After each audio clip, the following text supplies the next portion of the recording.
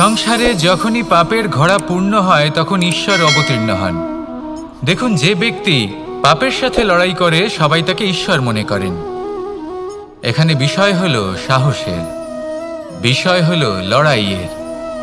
এই সময় সর্বশ্রেষ্ঠ শিক্ষক, আর সময় তার সাথেই খেলা খেলে যে সর্বশ্রেষ্ঠ খেলোয়াড় হয়। সময় তাদেরই পরীক্ষা নেয়।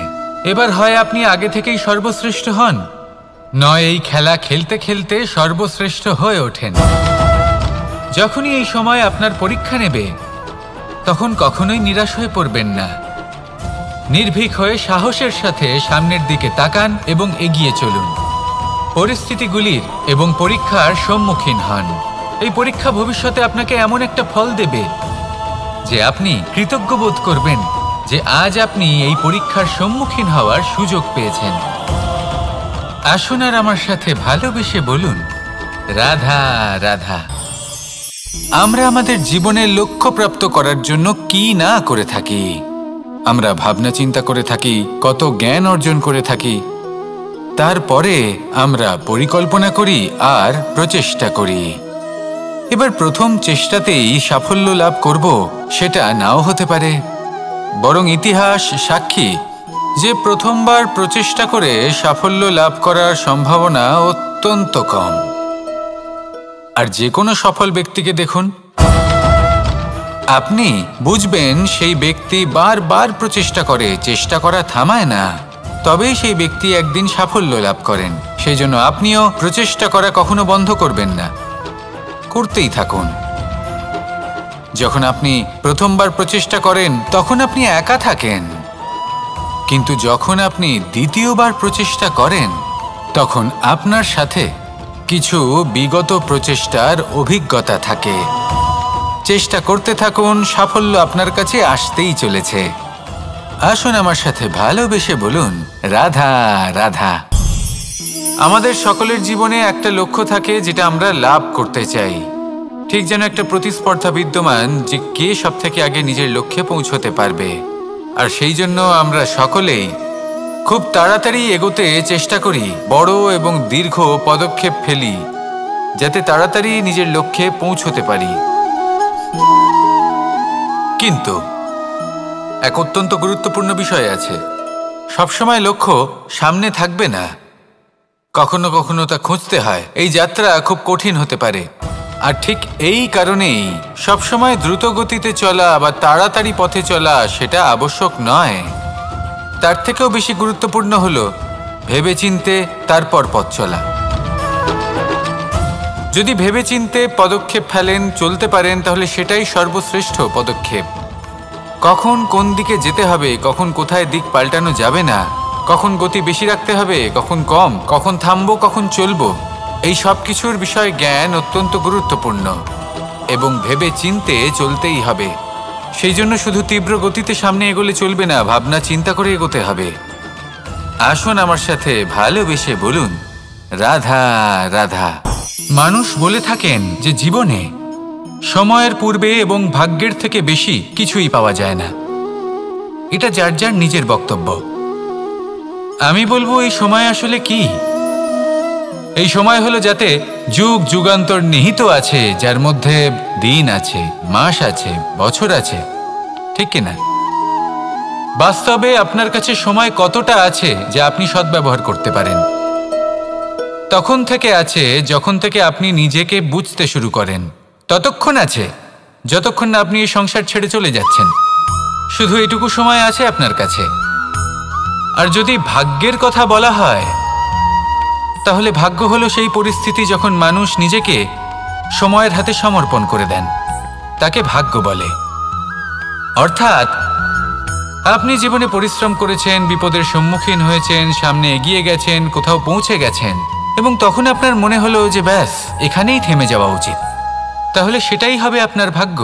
যদি ভাগ্যের কথা বলা হয় তাহলে বলবো সত্যবানের ভাগ্যে মৃত্যু লেখা ছিল, কিন্তু সাবিত্রীর কর্ম তাকে পুনর্জীবিত করে তুলেছিল। অর্থাৎ এই ভাগ্য বদল করা সম্ভব কর্ম এবং পরিশ্রমের দ্বারা। ভেবে দেখুন, রাবণ মাতা সীতাকে হরণ করেছিল। যদি শ্রীরাম সেটাকে ভাগ্য বলে মেনে নিতেন তাহলে তাহলে কখনো ভাগ্য বিধাতা হয়ে উঠতে পারতেন না। ভাগ্য হলো একটা বাঁধন যেটাকে ভেঙে ফেলা খুব প্রয়োজনীয়। নিজের লক্ষ্যের কাছে পৌঁছতে হবে। হতেই পারে এই লক্ষ্য হলো পরমাত্মার কাছে পৌঁছে যাওয়া।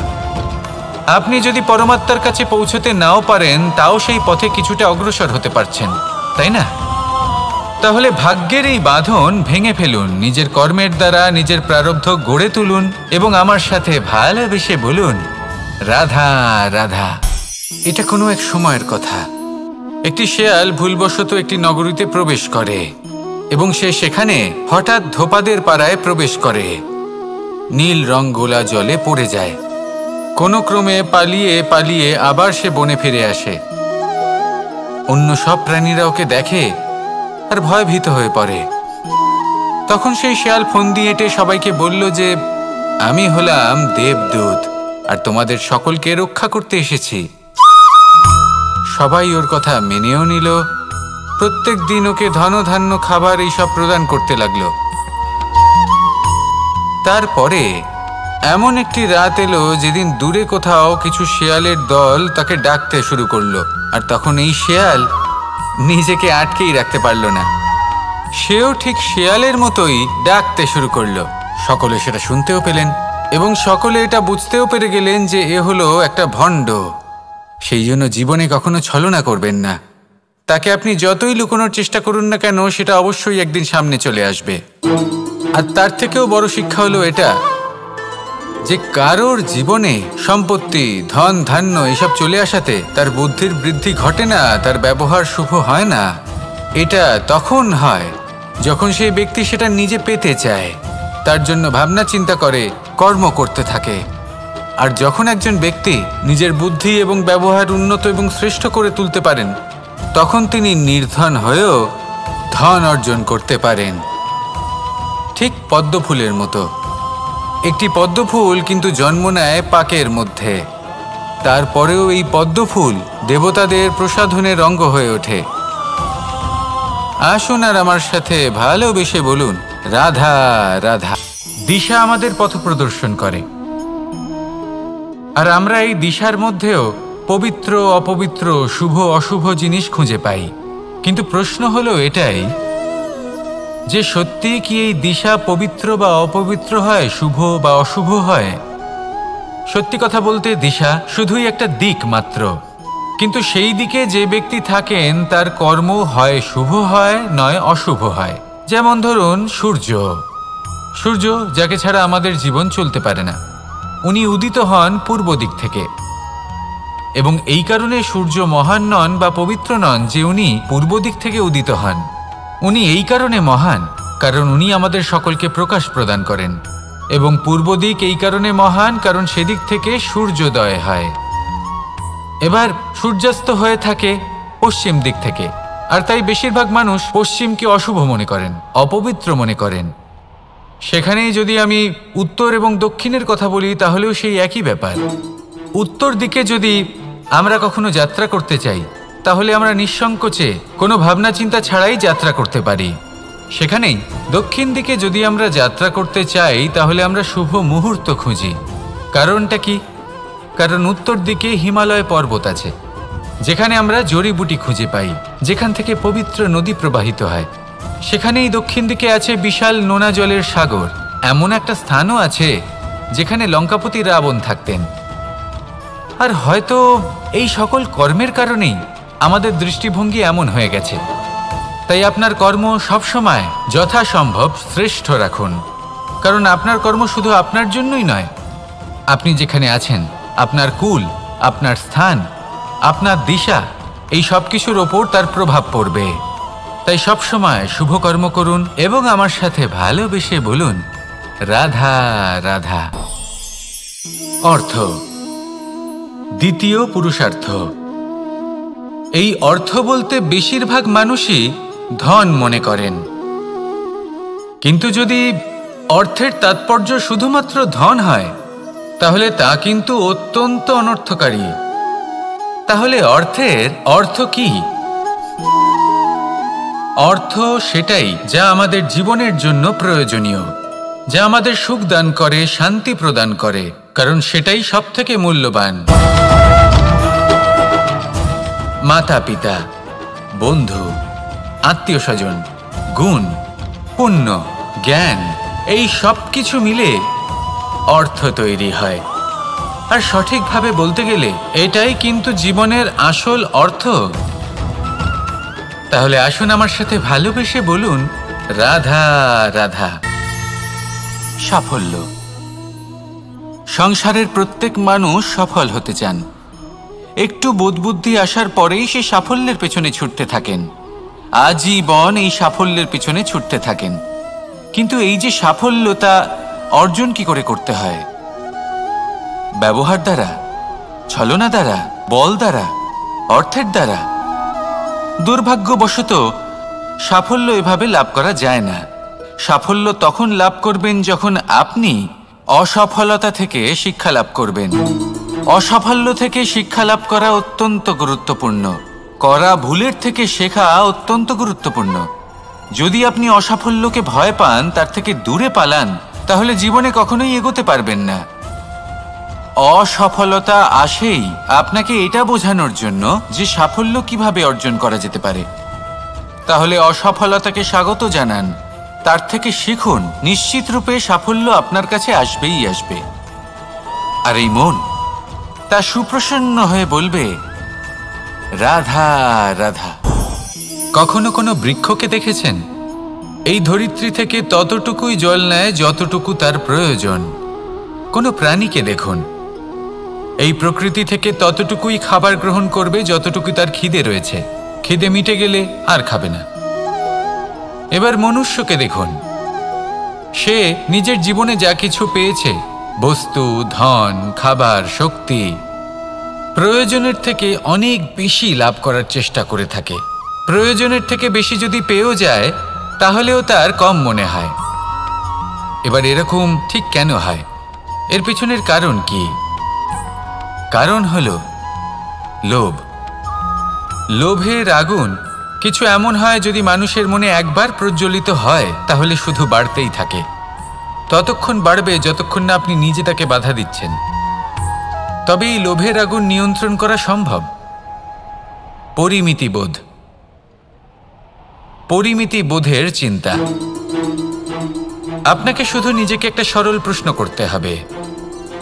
যখনই মনের মধ্যে কোনো বস্তুর প্রতি, শক্তির প্রতি, ধনের প্রতি, ভোজনের প্রতি লোভ বেড়ে যায়, নিজেকে প্রশ্ন করুন, এটা কি আমার কাছে ততটাই প্রয়োজনীয় যতটা একটা বৃক্ষের কাছে জল, যতটা একটা প্রাণীর কাছে ভোজন?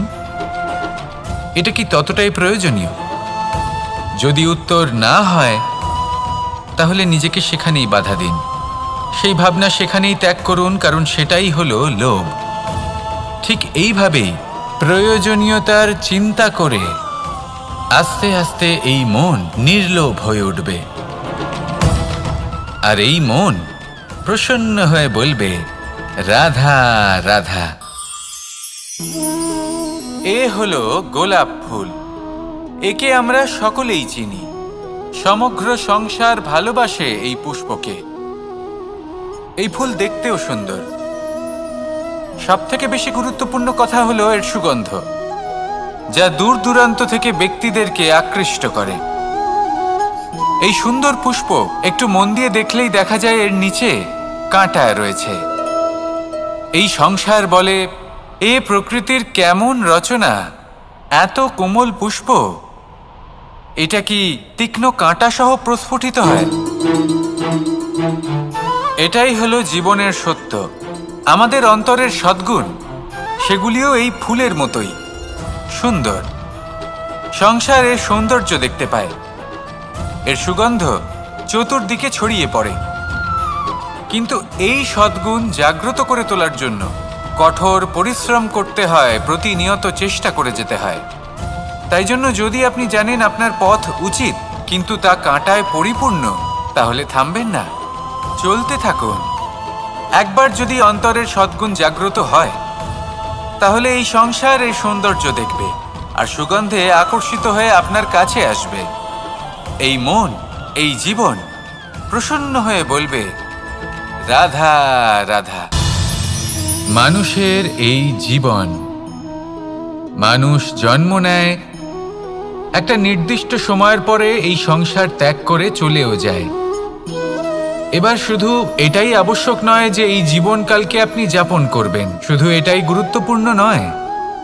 আবশ্যক এবং গুরুত্বপূর্ণ হলো এটা যে এই জীবনকালে আপনি এমন কিছু করেন যাতে এই সংসারের মঙ্গল হয়, যাতে এই সংসার আপনাকে মনে রাখে, আপনার থেকে প্রেরিত হয়, আপনার মতো হতে চায়, প্রত্যেক বছর আপনার জন্মতিথির অপেক্ষা করে, এমনভাবে আপনার জন্মদিন পালন করে যাতে সেটা মহোৎসবের আকার ধারণ করে। এবার এই জন্মদিন এমনি এমনি মহোৎসবে পরিণত হয় না। তখন হয় না যখন কোনো ব্যক্তি রাজার রূপে বা কোনো গোয়ালার রূপে জন্মগ্রহণ করে। তখন পরিণত হয় যখন একজন মানুষ জন্মগ্রহণের পরে এই সংসারকে কোনো শিক্ষা দিয়ে যান।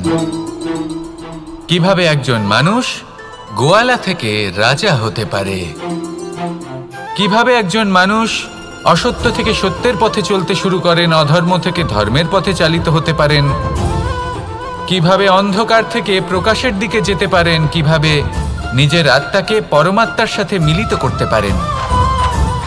তা সে রামনবমী হোক বা জন্মাষ্টমী হোক, তাদের জীবনের সাথে জড়িত প্রত্যেক মুহূর্ত একটা পরবের আকার ধারণ করে। তাহলে আপনিও এইভাবে নিজের জীবন যাপন করতে থাকুন।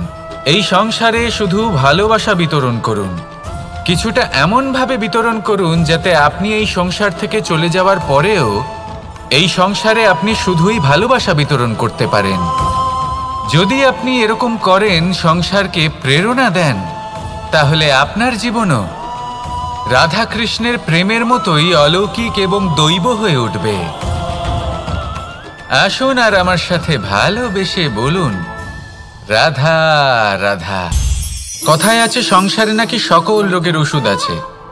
যদি আপনি নিজের শরীরকে ভালোবাসেন তাহলে ব্যায়াম করুন, যদি নিজের নিঃশ্বাস প্রশ্বাসকে ভালোবাসেন তাহলে প্রাণায়াম করুন, যদি আপনি নিজের আত্মাকে ভালোবাসেন তাহলে ধ্যান করুন, কিন্তু যদি আপনি নিজের জীবনকে, পরমাত্মাকে ভালোবাসেন তাহলে সকলকে ভালোবাসতে থাকুন। এই ভালোবাসা অত্যন্ত গুরুত্বপূর্ণ এবং আবশ্যক। ভালোবাসার থেকে ভালো না কোনো ওষুধ আছে, না আছে কোনো আসন। এর থেকে ভালো না কোনো ব্যায়াম আছে আর না কোনো প্রাণায়াম। এই ভালোবাসা বড় বড় সমস্যারও সমাধান করতে পারে। ভালোবাসা বড় বড় বিপদকে আপনার থেকে দূর করতে পারে। এই ভালোবাসাই আপনাকে জীবনে বাঁচতে শেখায়, কারণ ভালোবাসাই হলো জীবনের আসল সত্য। তাহলে আসুন আর আমার সাথে ভালোবেসে বলুন, রাধা রাধা। ধন আর মানুষের মনের মধ্যে একটা সম্পর্ক রয়েছে। সেই একই সম্পর্ক রয়েছে সুযোগ আর প্রয়াসের মধ্যে। মানুষ বলে, যদি আমি একটু ধন লাভ করি তাহলে আমি কিছু করতে পারি। ধন বলে, যদি তুই কিছু করিস তবে তোর কাছে আমি আসব। মানুষ বলে, আমি কোনো সুযোগ পেলে তবেই তো চেষ্টা করব। আর সুযোগ বলে, তুই প্রয়াস কর তবেই তো আমি দেখা দেব। সবসময় জীবনে সেই কামনা করবেন না যা আপনি অন্য কারোর থেকে বা এই সংসারের থেকে নিয়তির সাহায্যে পেতে পারেন। মনোসংযোগ করুন নিজের কর্মের ওপর, মনোসংযোগ করুন তার ওপর যা আপনার হাতে আছে। অনবরত চেষ্টা করুন, না কোনো আশা করে, না কোনো আকাঙ্ক্ষা নিয়ে। আর তারপর এই জীবনকে দেখুন, সে সফলতা হোক বা সুখ, সে ধন হোক বা হোক সুযোগ, সব নিজে থেকেই আপনার কাছে আসবে। রাধা রাধা। এই সংসারে যখনই পাপের ঘোড়া পূর্ণ হয় তখন ঈশ্বর অবতীর্ণ হন। দেখুন, যে ব্যক্তি পাপের সাথে লড়াই করে সবাই তাকে ঈশ্বর মনে করেন। এখানে বিষয় হলো সাহসের, বিষয় হলো লড়াইয়ের। এই সময় সর্বশ্রেষ্ঠ শিক্ষক, আর সময় তার সাথেই খেলা খেলে যে সর্বশ্রেষ্ঠ খেলোয়াড় হয়। সময় তাদেরই পরীক্ষা নেয়। এবার হয় আপনি আগে থেকেই সর্বশ্রেষ্ঠ হন, নয় এই খেলা খেলতে খেলতে সর্বশ্রেষ্ঠ হয়ে ওঠেন। যখনই এই সময় আপনার পরীক্ষা নেবে তখন কখনোই নিরাশ হয়ে পড়বেন না। নির্ভীক হয়ে সাহসের সাথে সামনের দিকে তাকান এবং এগিয়ে চলুন। পরিস্থিতিগুলির এবং পরীক্ষার সম্মুখীন হন। এই পরীক্ষা ভবিষ্যতে আপনাকে এমন একটা ফল দেবে যে আপনি কৃতজ্ঞ বোধ করবেন যে আজ আপনি এই পরীক্ষার সম্মুখীন হওয়ার সুযোগ পেয়েছেন। আসুন আর আমার সাথে ভালোবেসে বলুন, রাধা রাধা। আমরা আমাদের জীবনের লক্ষ্য প্রাপ্ত করার জন্য কি না করে থাকি। আমরা ভাবনা চিন্তা করে থাকি, কত জ্ঞান অর্জন করে থাকি, তারপরে আমরা পরিকল্পনা করি আর প্রচেষ্টা করি। এবার প্রথম চেষ্টাতেই সাফল্য লাভ করব সেটা নাও হতে পারে, বরং ইতিহাস সাক্ষী যে প্রথমবার প্রচেষ্টা করে সাফল্য লাভ করার সম্ভাবনা অত্যন্ত কম। আর যে কোনো সফল ব্যক্তিকে দেখুন, আপনি বুঝবেন সেই ব্যক্তি বারবার প্রচেষ্টা করে, চেষ্টা করা থামায় না, তবেই সেই ব্যক্তি একদিন সাফল্য লাভ করেন। সেই জন্য আপনিও প্রচেষ্টা করা কখনো বন্ধ করবেন না, করতেই থাকুন। যখন আপনি প্রথমবার প্রচেষ্টা করেন তখন আপনি একা থাকেন, কিন্তু যখন আপনি দ্বিতীয়বার প্রচেষ্টা করেন তখন আপনার সাথে কিছু বিগত প্রচেষ্টার অভিজ্ঞতা থাকে। চেষ্টা করতে থাকুন, সাফল্য আপনার কাছে আসতেই চলেছে। আসুন আমার সাথে ভালোবেসে বলুন, রাধা রাধা। আমাদের সকলের জীবনে একটা লক্ষ্য থাকে যেটা আমরা লাভ করতে চাই। ঠিক যেন একটা প্রতিস্পর্ধা বিদ্যমান যে কে সবথেকে আগে নিজের লক্ষ্যে পৌঁছতে পারবে। আর সেই জন্য আমরা সকলেই খুব তাড়াতাড়ি এগোতে চেষ্টা করি, বড় এবং দীর্ঘ পদক্ষেপ ফেলি যাতে তাড়াতাড়ি নিজের লক্ষ্যে পৌঁছতে পারি।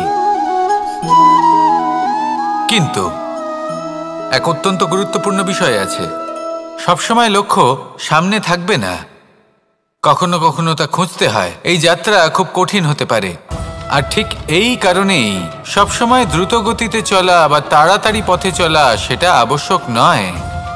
তার থেকেও বেশি গুরুত্বপূর্ণ হলো ভেবেচিন্তে তারপর পথ চলা। যদি ভেবেচিন্তে পদক্ষেপ ফেলেন, চলতে পারেন, তাহলে সেটাই সর্বশ্রেষ্ঠ পদক্ষেপ। কখন কোন দিকে যেতে হবে, কখন কোথায় দিক পাল্টানো যাবে না, কখন গতি বেশি রাখতে হবে, কখন কম, কখন থামবো, কখন চলবো, এই সব কিছুর বিষয়ে জ্ঞান অত্যন্ত গুরুত্বপূর্ণ এবং ভেবে চিন্তে চলতেই হবে। সেই জন্য শুধু তীব্র গতিতে সামনে এগোলে চলবে না, ভাবনা চিন্তা করে এগোতে হবে। আসুন আমার সাথে ভালোবেসে বলুন, রাধা রাধা। মানুষ বলে থাকেন যে জীবনে সময়ের পূর্বে এবং ভাগ্যের থেকে বেশি কিছুই পাওয়া যায় না। এটা যার যার নিজের বক্তব্য। আমি বলবো এই সময় আসলে কি? এই সময় হলো যাতে যুগ যুগান্তর নিহিত আছে, যার মধ্যে দিন আছে, মাস আছে, বছর আছে, ঠিক কিনা? বাস্তবে আপনার কাছে সময় কতটা আছে যা আপনি সদ্ব্যবহার করতে পারেন? তখন থেকে আছে যখন থেকে আপনি নিজেকে বুঝতে শুরু করেন, ততক্ষণ আছে যতক্ষণ না আপনি এই সংসার ছেড়ে চলে যাচ্ছেন। শুধু এটুকু সময় আছে আপনার কাছে। আর যদি ভাগ্যের কথা বলা হয়, তাহলে ভাগ্য হলো সেই পরিস্থিতি যখন মানুষ নিজেকে সময়ের হাতে সমর্পণ করে দেন, তাকে ভাগ্য বলে। অর্থাৎ আপনি জীবনে পরিশ্রম করেছেন, বিপদের সম্মুখীন হয়েছেন, সামনে এগিয়ে গেছেন, কোথাও পৌঁছে গেছেন, এবং তখন আপনার মনে হলো যে ব্যাস এখানেই থেমে যাওয়া উচিত, তাহলে সেটাই হবে আপনার ভাগ্য। যদি ভাগ্যের কথা বলা হয়, তাহলে বলবো সত্যবানের ভাগ্যে মৃত্যু লেখা ছিল, কিন্তু সাবিত্রীর কর্ম তাকে পুনর্জীবিত করে তুলেছিল। অর্থাৎ এই ভাগ্য বদল করা সম্ভব কর্ম এবং পরিশ্রমের দ্বারা। ভেবে দেখুন, রাবণ মাতা সীতাকে হরণ করেছিল। যদি শ্রীরাম সেটাকে ভাগ্য বলে মেনে নিতেন, তাহলে কখনো ভাগ্য বিধাতা হয়ে উঠতে পারতেন না। ভাগ্য হলো একটা বাঁধন যেটাকে ভেঙে ফেলা খুব প্রয়োজনীয়। নিজের লক্ষ্যের কাছে পৌঁছতে হবে। হতেই পারে এই লক্ষ্য হলো পরমাত্মার কাছে পৌঁছে যাওয়া। আপনি যদি পরমাত্মার কাছে পৌঁছতে নাও পারেন, তাও সেই পথে কিছুটা অগ্রসর হতে পারছেন, তাই না? তাহলে ভাগ্যের এই বাঁধন ভেঙে ফেলুন, নিজের কর্মের দ্বারা নিজের প্রারব্ধ গড়ে তুলুন এবং আমার সাথে ভালোবেসে বলুন, রাধা রাধা। এটা কোনো এক সময়ের কথা। একটি শেয়াল ভুলবশত একটি নগরীতে প্রবেশ করে এবং সে সেখানে হঠাৎ ধোপাদের পাড়ায় প্রবেশ করে।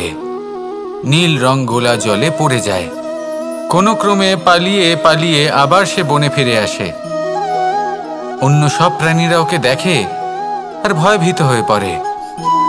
তখন সেই শেয়াল ফোন দিয়ে এঁটে সবাইকে বলল যে আমি হলাম দেবদূত আর তোমাদের সকলকে রক্ষা করতে এসেছি। সবাই ওর কথা মেনেও নিল। প্রত্যেক দিন ওকে ধনধান্য খাবার এইসব প্রদান করতে লাগলো। তারপরে এমন একটি রাত এলো যেদিন দূরে কোথাও কিছু শেয়ালের দল তাকে ডাকতে শুরু করলো। আর তখন এই শেয়াল নিজেকে আটকেই রাখতে পারল না। সেও ঠিক শেয়ালের মতোই ডাকতে শুরু করলো। সকলে সেটা শুনতেও পেলেন এবং সকলে এটা বুঝতেও পেরে গেলেন যে এ হলো একটা ভণ্ড। সেই জন্য জীবনে কখনো ছলনা করবেন না। তাকে আপনি যতই লুকোনোর চেষ্টা করুন না কেন, সেটা অবশ্যই একদিন সামনে চলে আসবে। আর তার থেকেও বড় শিক্ষা হলো এটা যে কারোর জীবনে সম্পত্তি, ধন ধান্য এসব চলে আসাতে তার বুদ্ধির বৃদ্ধি ঘটে না, তার ব্যবহার শুভ হয় না। এটা তখন হয় যখন সেই ব্যক্তি সেটা নিজে পেতে চায়, তার জন্য ভাবনা চিন্তা করে, কর্ম করতে থাকে। আর যখন একজন ব্যক্তি নিজের বুদ্ধি এবং ব্যবহার উন্নত এবং শ্রেষ্ঠ করে তুলতে পারেন, তখন তিনি নির্ধন হয়েও ধন অর্জন করতে পারেন। ঠিক পদ্মফুলের মতো। একটি পদ্মফুল কিন্তু জন্ম নেয় পাকের মধ্যে। তারপরেও এই পদ্মফুল দেবতাদের প্রসাধনের অঙ্গ হয়ে ওঠে। আসুন আর আমার সাথে ভালোবেসে বলুন, রাধা রাধা। দিশা আমাদের পথ প্রদর্শন করে, আর আমরা এই দিশার মধ্যেও পবিত্র অপবিত্র, শুভ অশুভ জিনিস খুঁজে পাই। কিন্তু প্রশ্ন হলো এটাই যে সত্যি কি এই দিশা পবিত্র বা অপবিত্র হয়, শুভ বা অশুভ হয়? সত্যি কথা বলতে দিশা শুধুই একটা দিক মাত্র, কিন্তু সেই দিকে যে ব্যক্তি থাকেন তার কর্ম হয় শুভ হয় নয় অশুভ হয়। যেমন ধরুন সূর্য, যাকে ছাড়া আমাদের জীবন চলতে পারে না। উনি উদিত হন পূর্ব দিক থেকে এবং এই কারণে সূর্য মহান নন বা পবিত্র নন যে উনি পূর্ব দিক থেকে উদিত হন। উনি এই কারণে মহান কারণ উনি আমাদের সকলকে প্রকাশ প্রদান করেন, এবং পূর্ব দিক এই কারণে মহান কারণ সেদিক থেকে সূর্যোদয় হয়। এবার সূর্যাস্ত হয়ে থাকে পশ্চিম দিক থেকে, আর তাই বেশিরভাগ মানুষ পশ্চিমকে অশুভ মনে করেন, অপবিত্র মনে করেন। সেখানেই যদি আমি উত্তর এবং দক্ষিণের কথা বলি তাহলেও সেই একই ব্যাপার। উত্তর দিকে যদি আমরা কখনো যাত্রা করতে চাই তাহলে আমরা নিঃসংকোচে কোনো ভাবনা চিন্তা ছাড়াই যাত্রা করতে পারি। সেখানেই দক্ষিণ দিকে যদি আমরা যাত্রা করতে চাই তাহলে আমরা শুভ মুহূর্ত খুঁজি। কারণটা কি? কারণ উত্তর দিকে হিমালয় পর্বত আছে, যেখানে আমরা জড়িবুটি খুঁজে পাই, যেখান থেকে পবিত্র নদী প্রবাহিত হয়। সেখানেই দক্ষিণ দিকে আছে বিশাল নোনা জলের সাগর। এমন একটা স্থানও আছে যেখানে লঙ্কাপতি রাবণ থাকতেন। আর হয়তো এই সকল কর্মের কারণেই আমাদের দৃষ্টিভঙ্গি এমন হয়ে গেছে। তাই আপনার কর্ম সবসময় যথাসম্ভব শ্রেষ্ঠ রাখুন, কারণ আপনার কর্ম শুধু আপনার জন্যই নয়। আপনি যেখানে আছেন, আপনার কুল, আপনার স্থান, আপনার দিশা, এই সব কিছুর ওপর তার প্রভাব পড়বে। তাই সবসময় শুভ কর্ম করুন এবং আমার সাথে ভালোবেসে বলুন, রাধা রাধা। অর্থ, দ্বিতীয় পুরুষার্থ। এই অর্থ বলতে বেশিরভাগ মানুষই ধন মনে করেন, কিন্তু যদি অর্থের তাৎপর্য শুধুমাত্র ধন হয় তাহলে তা কিন্তু অত্যন্ত অনর্থকারী। তাহলে অর্থের অর্থ কি? অর্থ সেটাই যা আমাদের জীবনের জন্য প্রয়োজনীয়, যা আমাদের সুখ দান করে, শান্তি প্রদান করে, কারণ সেটাই সবথেকে মূল্যবান। মাতা পিতা, বন্ধু, আত্মীয় স্বজন, গুণ, পুণ্য, জ্ঞান, এই সব কিছু মিলে অর্থ তৈরি হয়। আর সঠিকভাবে বলতে গেলে এটাই কিন্তু জীবনের আসল অর্থ। তাহলে আসুন আমার সাথে ভালোবেসে বলুন, রাধা রাধা। সাফল্য। সংসারের প্রত্যেক মানুষ সফল হতে চান। একটু বোধবুদ্ধি আসার পরেই সে সাফল্যের পেছনে ছুটতে থাকেন, আজীবন এই সাফল্যের পেছনে ছুটতে থাকেন। কিন্তু এই যে সাফল্য, তা অর্জন কি করে করতে হয়? ব্যবহার দ্বারা, ছলনা দ্বারা, বল দ্বারা, অর্থের দ্বারা? দুর্ভাগ্যবশত সাফল্য এভাবে লাভ করা যায় না। সাফল্য তখন লাভ করবেন যখন আপনি অসফলতা থেকে শিক্ষা লাভ করবেন। অসাফল্য থেকে শিক্ষা লাভ করা অত্যন্ত গুরুত্বপূর্ণ। করা ভুলের থেকে শেখা অত্যন্ত গুরুত্বপূর্ণ। যদি আপনি অসাফল্যকে ভয় পান, তার থেকে দূরে পালান, তাহলে জীবনে কখনোই এগোতে পারবেন না। অসফলতা আসেই আপনাকে এটা বোঝানোর জন্য যে সাফল্য কিভাবে অর্জন করা যেতে পারে। তাহলে অসফলতাকে স্বাগত জানান, তার থেকে শিখুন। নিশ্চিত রূপে সাফল্য আপনার কাছে আসবেই আসবে। আর এই মন তা সুপ্রসন্ন হয়ে বলবে, রাধা রাধা। কখনো কোনো বৃক্ষকে দেখেছেন? এই ধরিত্রী থেকে ততটুকুই জল নেয় যতটুকু তার প্রয়োজন। কোনো প্রাণীকে দেখুন, এই প্রকৃতি থেকে ততটুকুই খাবার গ্রহণ করবে যতটুকু তার খিদে রয়েছে। খিদে মিটে গেলে আর খাবে না। এবার মনুষ্যকে দেখুন, সে নিজের জীবনে যা কিছু পেয়েছে, বস্তু, ধন, খাবার, শক্তি, প্রয়োজনের থেকে অনেক বেশি লাভ করার চেষ্টা করে থাকে। প্রয়োজনের থেকে বেশি যদি পেয়েও যায়, তাহলেও তার কম মনে হয়। এবার এরকম ঠিক কেন হয়? এর পিছনের কারণ কি? কারণ হলো লোভ। লোভের আগুন কিছু এমন হয়, যদি মানুষের মনে একবার প্রজ্বলিত হয়, তাহলে শুধু বাড়তেই থাকে। ততক্ষণ বাড়বে যতক্ষণ না আপনি নিজে তাকে বাধা দিচ্ছেন। তবে এই লোভের আগুন নিয়ন্ত্রণ করা সম্ভব। পরিমিতিবোধ। পরিমিতিবোধের চিন্তা। আপনাকে শুধু নিজেকে একটা সরল প্রশ্ন করতে হবে। যখনই মনের মধ্যে কোনো বস্তুর প্রতি, শক্তির প্রতি, ধনের প্রতি, ভোজনের প্রতি লোভ বেড়ে যায়, নিজেকে প্রশ্ন করুন, এটা কি আমার কাছে ততটাই প্রয়োজনীয় যতটা একটা বৃক্ষের কাছে জল, যতটা একটা প্রাণীর কাছে ভোজন? এটা কি ততটাই প্রয়োজনীয়? যদি উত্তর না হয়, তাহলে নিজেকে সেখানেই বাধা দিন। সেই ভাবনা সেখানেই ত্যাগ করুন, কারণ সেটাই হলো লোভ। ঠিক এইভাবেই প্রয়োজনীয়তার চিন্তা করে আস্তে আস্তে এই মন নির্লোভ হয়ে উঠবে। আর এই মন প্রসন্ন হয়ে বলবে, রাধা রাধা। এ হলো গোলাপ ফুল। একে আমরা সকলেই চিনি। সমগ্র সংসার ভালোবাসে এই পুষ্পকে। এই ফুল দেখতেও সুন্দর। সবথেকে বেশি গুরুত্বপূর্ণ কথা হলো এর সুগন্ধ, যা দূর দূরান্ত থেকে ব্যক্তিদেরকে আকৃষ্ট করে। এই সুন্দর পুষ্প একটু মন দিয়ে দেখলেই দেখা যায় এর নিচে কাঁটা রয়েছে। এই সংসার বলে, এ প্রকৃতির কেমন রচনা, এত কোমল পুষ্প, এটা কি তীক্ষ্ণ কাঁটা সহ প্রস্ফুটিত হয়? এটাই হলো জীবনের সত্য। আমাদের অন্তরের সদ্গুণ, সেগুলিও এই ফুলের মতোই সুন্দর। সংসার এর সৌন্দর্য দেখতে পায়। এর সুগন্ধ চতুর্দিকে ছড়িয়ে পড়ে। কিন্তু এই সদ্গুণ জাগ্রত করে তোলার জন্য কঠোর পরিশ্রম করতে হয়, প্রতিনিয়ত চেষ্টা করে যেতে হয়। তাই জন্য যদি আপনি জানেন আপনার পথ উচিত, কিন্তু তা কাঁটায় পরিপূর্ণ, তাহলে থামবেন না, চলতে থাকুন।